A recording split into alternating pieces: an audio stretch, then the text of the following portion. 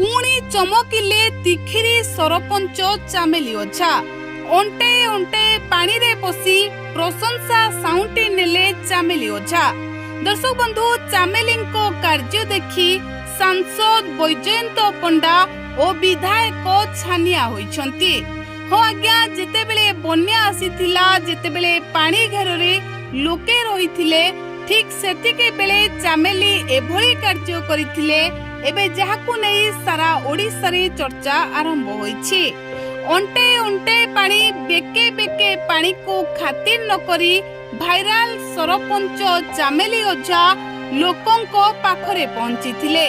जो समय रे लोके समस्या रे थिले, जो समय रे लोके जलबंदी होई रहिथिले, सेही समय रे चामेली ओझा विपद बेलर बंधु होई लोकंको पाखरे पहुंचीथिले, समस्या सुनिथिले, आउ सुख दुखर साथी होइथिले।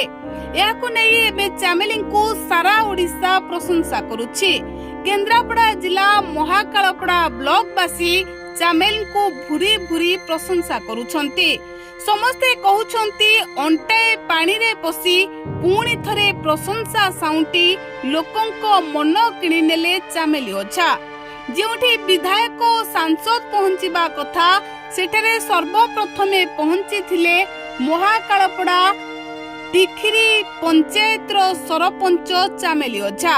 आउ लोके कहउछंती जदि चामेली एभली भाबरे समाज सेवा करंती, जन सेवा करंती, तेबे आगो को चामेली को बड़ दायित्व मिली पारे।